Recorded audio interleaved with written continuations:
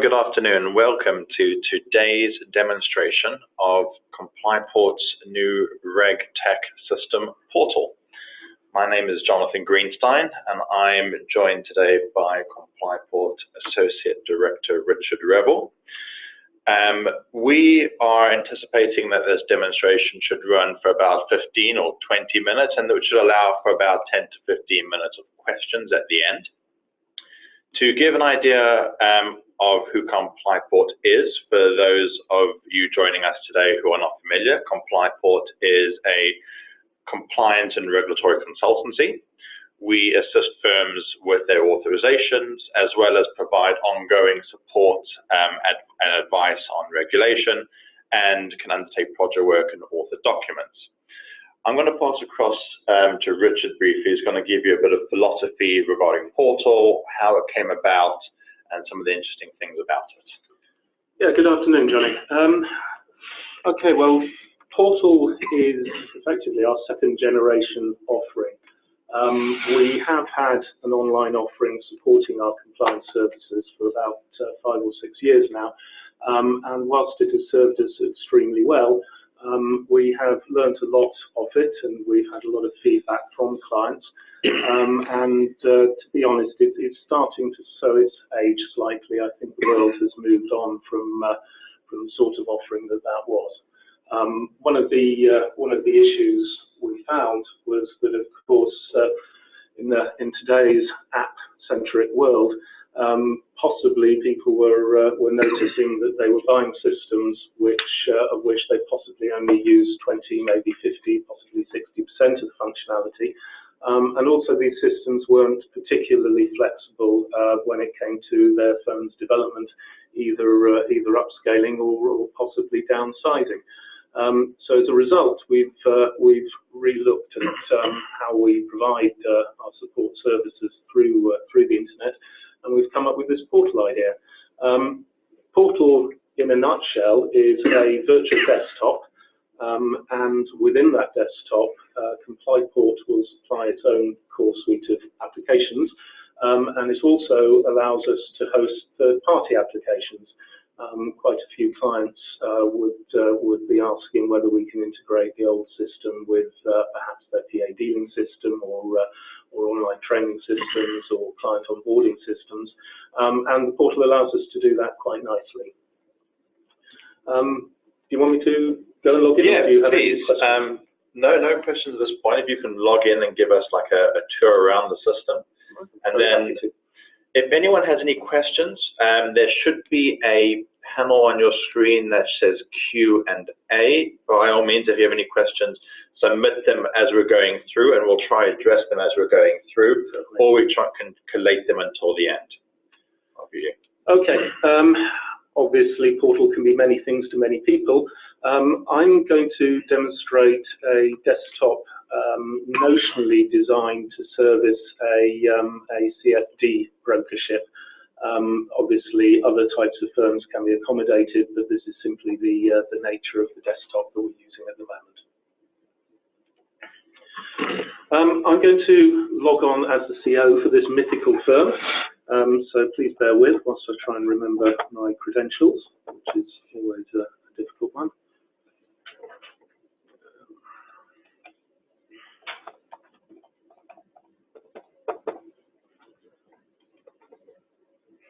Okay, and we're in, Johnny.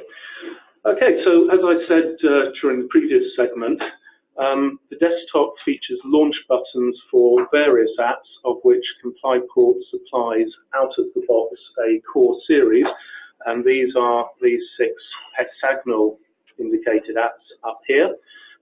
We have some notional third-party apps down the bottom, which 2 are general ones. They're the Zero Accounting Package and the Box Document Storage Package, and 2 are perhaps a little more geared towards this notional demo CFD firm.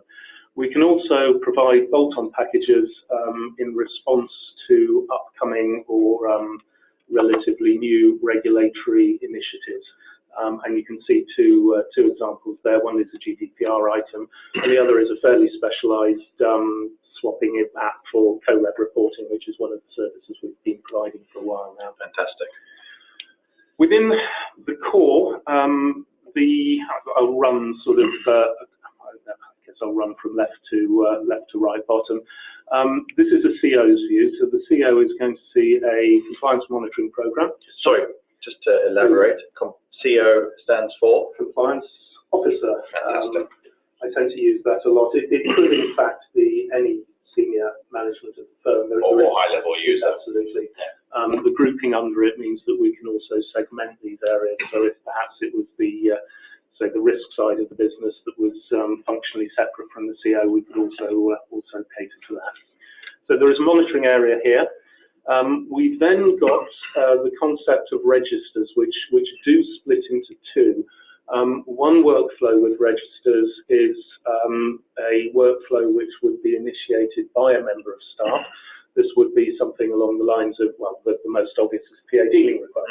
A member of staff would initiate this, an email would go off to the CO, and this would start a workflow to allow the CO or the compliance officer, whoever. This would work with things like gift entertainment as well. We can do gift entertainment within ComplyPort. We actually do it for holidays. Okay, you can make holiday applications through this. Underneath there are the flip side of registers. These are perhaps lists, whitelists or blacklists that would be published by senior management or the compliance officer. So we could look at possibly things like trading whitelists or brokerage whitelists, suppliers whitelists. Again, ComplyPort uses it for GDPR registers and items like that. It is basically information for the rank and file staff coming down the management ladder. So it could be used for any type of list, really. Absolutely. Even like a phone list. Phone lists, yeah, absolutely. We have Comply Docs. Comply Docs is where the compliance officer or senior management can host policies. The idea here is that it will always be the most modern policy, and you can monitor whether people have read these, and we can also optionally add attestations to the documents, again, to basically keep an eye on who has claimed to have read which policy and which not. You can start to see here that there's a bit of an attack on the inbox here. I mean, a lot of this functionality prevents the mess that you get into in an inbox where you've got to look back into the system, see who hasn't replied, and you can start to see how time-consuming that could be. We've just had a question come in. Yeah. Someone asking, how do you differentiate between different versions of documents? Well, basically, thank you for that question. Oh, no, that's fine. If I open Comply Docs as a good example, basically each document, as a new one is uploaded, let's just hop over to the document end of things. Basically, as each document is uploaded, an archive starts building up in the background. All document versions are time-stamped, and any attestation to a document will be linked to that timestamp. Again, the use for this might be that perhaps something has come to light 3 years down the road, and there's an issue with someone claiming that the policy at the time didn't prevent them doing anything. So this is quite a useful feature to this. And we've had another question come in now as well, which if a company were interested in using the services for the provisions of a compliance manual, training and competence scheme and supporting forms of monitoring linked to, but without using you for the provision of oversight, is that possible? Yes. By all means, you can use the services as is.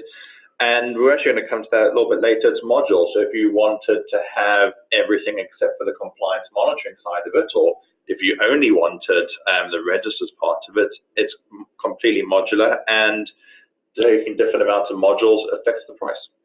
Absolutely. We have a couple of clients where perhaps they're not using the monitoring for regulatory oversight, but perhaps the HR side of the business will use it. Again, this is exactly how we've been using it for yearly appraisals and the like. Sorry, Richard, I didn't mean to interrupt your next question. I think you're right, I was on a reasonable roll. Where were we on the modules? Comply Prompt. One of the things that was a little bit of a late development on the previous version was that on the one hand, it's obviously sensible to have easy to access systems for people to ask permissions for the PA dealing or the gifts, etc., that you mentioned beforehand. But obviously what you don't know about, you cannot measure. And so initially we came up with this idea of a declaration module, such that every quarter all users are sent an email and they declare that they have abided by the policies of the firm, and that where there's a procedure involving permission being required before an action can be taken, that they've satisfied this requirement. We noticed actually that this functionality of sending out an email with a link to a form can actually be taken beyond the idea of just declarations for compliance. And it's already been put in place for IFAs who need to send out forms for their ARs to fill in some of the compliance requirements on a yearly basis. We ourselves have set it up to send out an annual form to our main suppliers who process our personal information for GDPR, top-line GDPR checks. And we've even got one firm who's used it very much internally before each board meeting to quiz department heads on pro forma lists where they end up being able to supply information back. But obviously where you can go through the board meeting and just deal with the exceptions as opposed to having to go through everyone's list report. Oh, sorry, Johnny. No problem.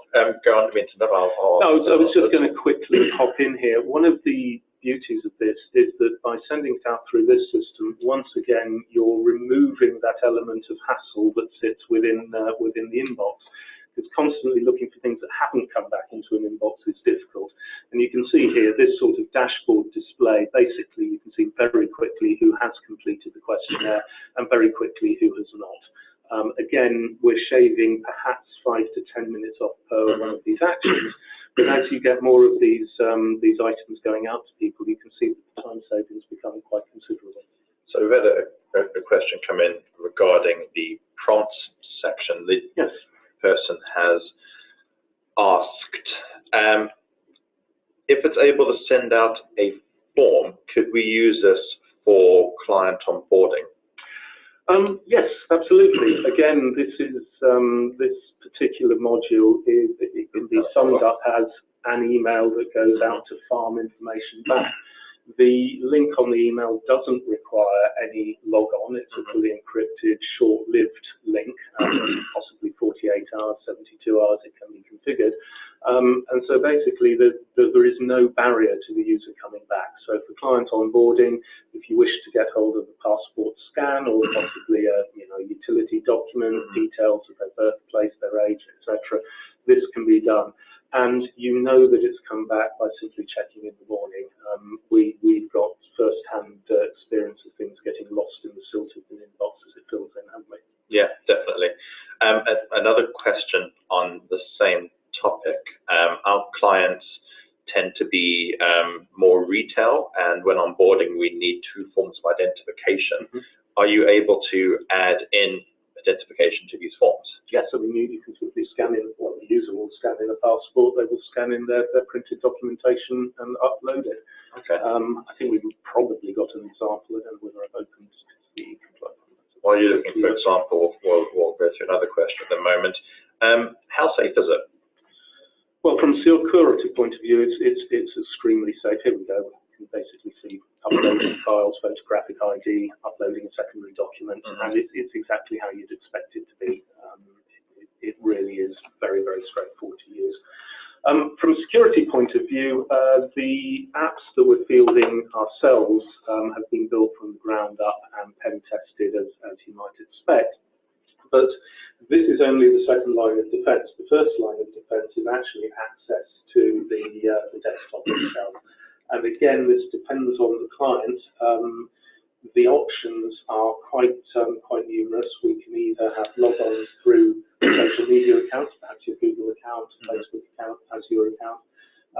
But also we can apply 2-factor authentication with the Gate Guardian here.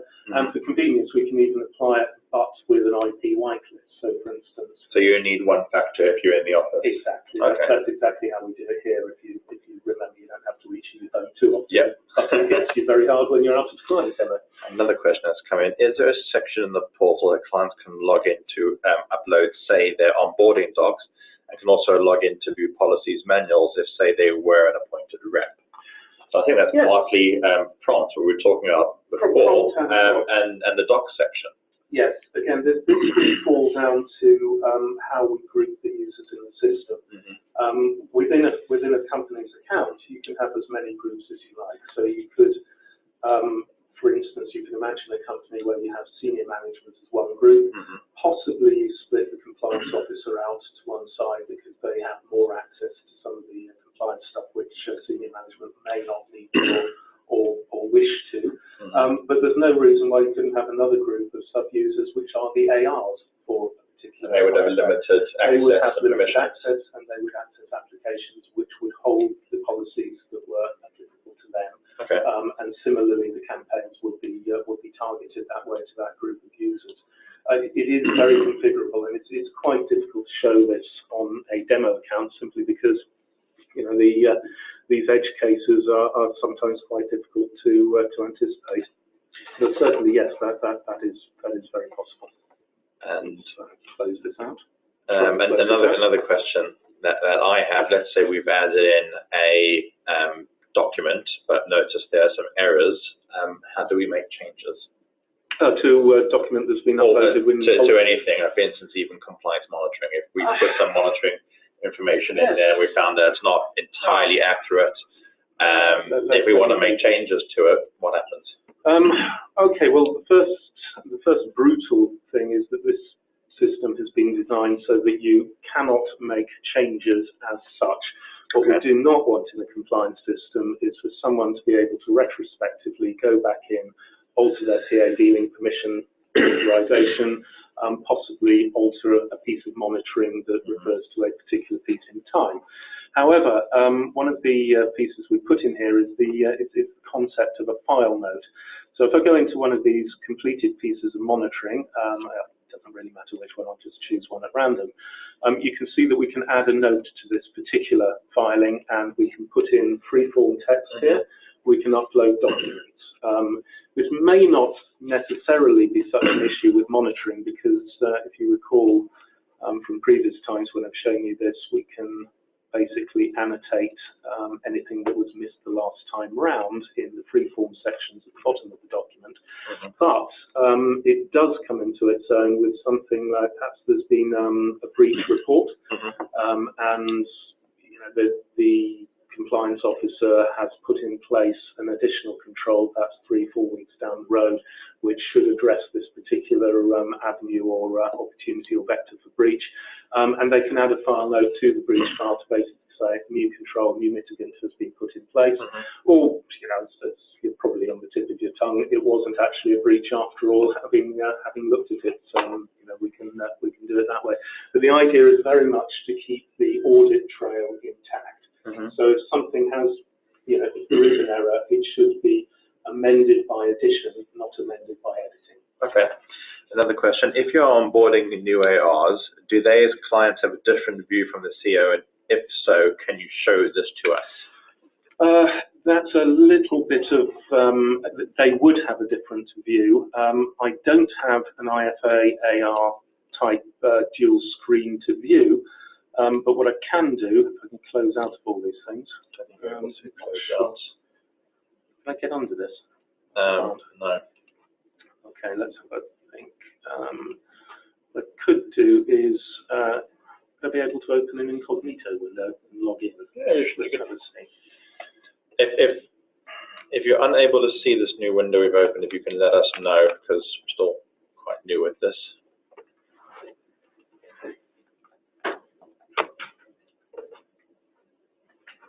Okay, what I'm going to do now is log on to the system as a slightly different user for the CO user I logged into earlier.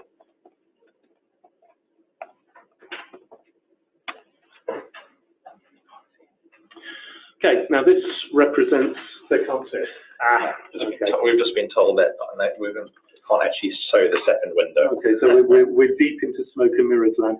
Yes, the desktop that you see is configured on an individual by individual basis.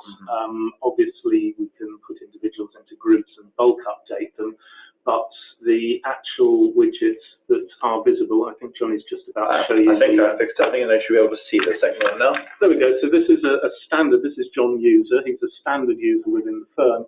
As you can see, he has a very cut-down view of the system at the moment. He simply sees approvals, he sees documents, he sees registers, and he sees trainer.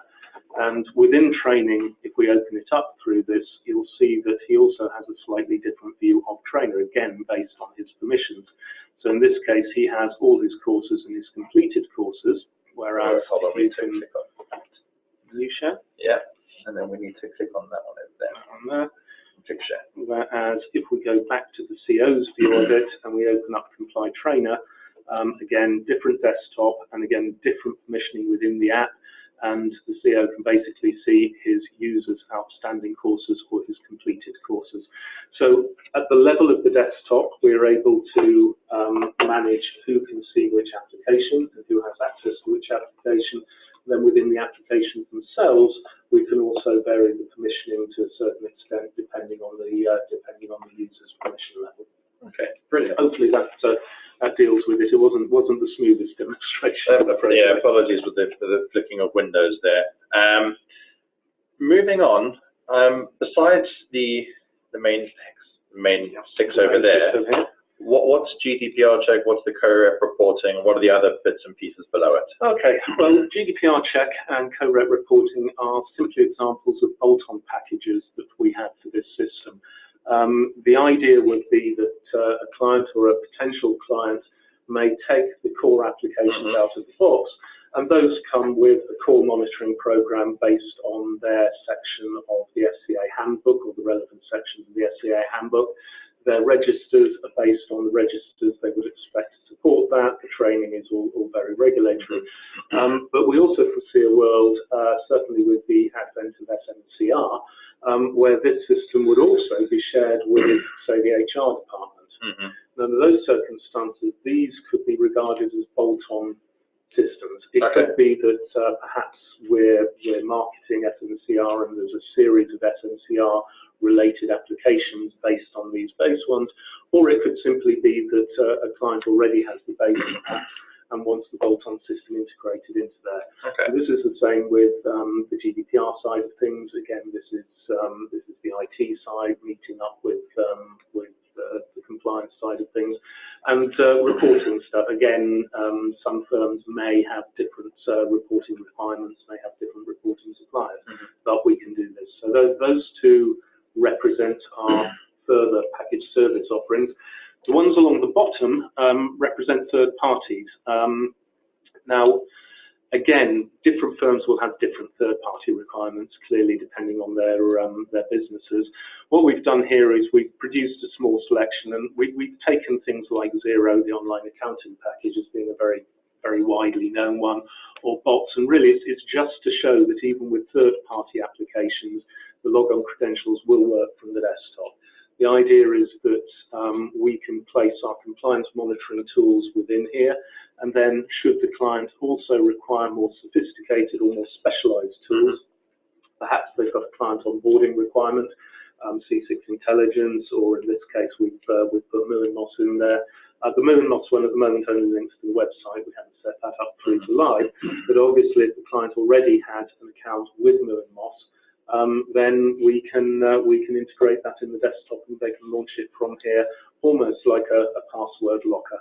Muhlenmoss, of course, being our partners who combine AML with some suitability front-ending. And we have, basically, we've auditioned these services and we're very happy to host them within the desktop. And can you add in additional service, for instance, if a firm wants to add in, let's say, a HR system, is that possible? Absolutely. Anything that's accessible online can be launched from the desktop. There's a little bit of configuration involved, but this desktop could end up being your whole work go-to. All right. Had another question come in. Very simply put, it says, so with SMCR, can this help with record keeping? Yes, absolutely. You would probably use a combination of the tool types in here. One scenario would be with job or responsibilities documents. This is very much the HR end. And that could use the comply prompt ones who attest to the fact they agree with the document, they agree with the description of their responsibilities, and they agree with the names of their reports. Similarly, the registers could be used to host, very much in the same way we do with approved persons now, to host the secure, significant management roles or the certified roles as well, plus any other documentation. So really we'd be using a combination of applications, but the content of those could be directed very much towards SMCR. And of course we've got our new SMCR awareness training coming online in a few minutes. Another question, can you click into Xero module and show us how it is useful? Well, Xero is a third party, so it's not actually one of ComplyPort's apps. I can click into it, but all you're going to see here is a blank account. It's a holding account, a personal account of mine. But this is an online accounting tool that's really quite widespread. I think it's a New Zealand company, and they've got a lot of integrations with other items. What we would hope to do here, and the development roadmap is towards this, is that should a firm be running its management accounts through Xero, then of course we can siphon off financial information and start pre-populating capital returns from it. For instance, the 001, 002, the P&L and balance sheets. And again, we're trying to remove some of the non-expert drudge work from the system, moving data where it's predictable and straightforward. We just had two questions come in. Firstly, does this allow for APIs? Our core applications have been designed from the ground up as API compatible. The web front end actually talks in the background to the API layer between that and the database. Most well-established software as a service provisions online services, such as Xero or such as our own CRM, Cycly, they will also have published APIs. And one can get developers to join these up, basically allow data to flow periodically, possibly once every 24 hours, possibly even to real time. So this is definitely the way forward. We will be sharing data between the applications in order to shortcut a lot of clicking around. Another question, can you allow only certain people to have access to certain sections? Yes, as I say, the desktop that you see there is personal to Richard Revel. Richard Revel, that's me, is only allowed to access certain applications, and those applications themselves may have a further layer of permissions. So the answer is a very big capital yes. We've had two more come in from the same individual, and we can ask them both at the same time. Can this tool generate automated report text? And then the second question is, can it be white labeled? Yes, well, the white labeled is yes, it can. There are actually quite a few ways of doing this.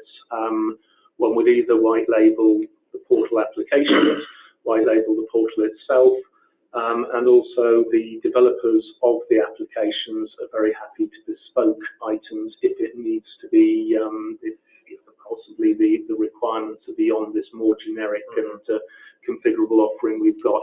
But yes, it can be white labeled, and we'd be very, very interested to talk to people about that.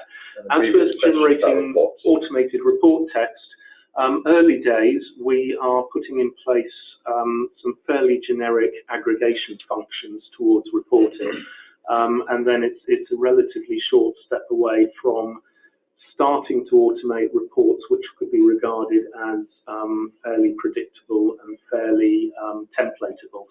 So the answer would be that possibly for a breaches report, this could be done relatively easily. Something more complex, and I'm thinking of ICAP documents, that's obviously a long way in the future. But again, the idea is that we could do this. In fact, we did do that for our recent email out about SMCR. Yes, in that we used prompt to send out forms to interested parties, and on the back of their responses there, we in fact generated automated reports, relatively high-level automated reports as to how these things, as to what their answers indicated. Okay, another question. Your domain ends in .al. Is this website hosted in Albania, as the domain might suggest? Why is that? No, very well spotted. The .al is simply so that we had a more memorable domain, which is Comply Portal. The .al is simply the domain name. The hosting is with Bytemark up in York in the UK, with the failover servers sat with, I believe, it's Linode sat down in Canary Wharf. So all data stays within the UK? All data stays within the UK. Should there be a worry about accessing the system through .al, we'll also be running it through complyportal.com if that's available, and we've got complycore.co.uk. Again, that can be dealt with on a client-by-client basis. The portal is purely branding. Going back to the white labeling, if a client wanted to use one of their own domains, is that possible? I believe so, yes. The flexibility of the desktop is one thing, the flexibility of the separately hosted apps within it is another, and between them we can work out ways to do that. These apps do not necessarily have to be accessed through Portal. Again, they can be white labeled on their own terms. So yes, I think is the answer there. Okay. A question has come in. If I don't want the compliance monitoring section, do I need it all? No. Again, our core set of apps are all fully modular. We can leave monitoring out. We can. I mean, it is designed so that we reduce the risk of a client basically taking software from us that is beyond their requirements. We are, after all, a consultancy firm. This is an enabling tool, a communication tool. We don't want to sell things that people don't want. Similarly, if they grow and they wish to swap out some of the... they get too sophisticated. If they get more sophisticated, so possibly the PA dealing workflow we have here would not be as sophisticated as that supplied by, say, the compliance science system, which links into brokers' accounts, then they can swap that out. So the system is designed to grow with clients, and I hate to say it, also shrink with clients. Some firms do scale down for various reasons, and again, this system can do that, and modules can fall away as required. Okay. Another question has come in. How's it priced? So, let me take this one. Yeah, I mean, you know it as well as I do. So we price it on number of users, number of low-level users, as well as number of more senior-level users, like CO, compliance officer users, and how many of the core modules that you want. The more you want, the less you want, ultimately the less it will be. And also there is that final dimension within the training module on the number of training courses people take, but we do have a ready reckoner, so we can calculate very quickly. We've just noticed it's come up to just over 3:30. We'll leave this open for any more questions for the next minute or so. While we just say our goodbyes and sign off. Yeah. As a follow-up to this demonstration, I will be emailing everyone that has attended today to get their feedback and see what they thought of it. If you have any questions after this demonstration, by all means, please drop me an email. I think this sent out from my email anyway in the first instance. We've another one come in. Can we see some of the docs, policies, procedures, etc.? Off the top of my head, I don't know whether we've got real documents in there. I think we've probably got some template documents. Let me just go into documents. And I think I've basically popped in some of ComplyPort's templates in there, so that's an order execution policy. But basically, these would largely be PDF-based. This is not obviously configured for a specific client. But as you can see, the content in there is ready to be bespoke to a client. I think since this is a demo account, they're all going to be templates of one form or another. Perfect. So what we'll do is we'll cut it here. If anyone has any questions, by all means, please do email them through. And as mentioned just a a moment ago. I'll be following up with an email after this. And we'd like to thank you very much for joining us today, and hope you found it informative. Yes, thank you very much for your time, everyone. And we would relish the feedback. It would be excellent to hear. Thank you very much, and have a good afternoon. Goodbye.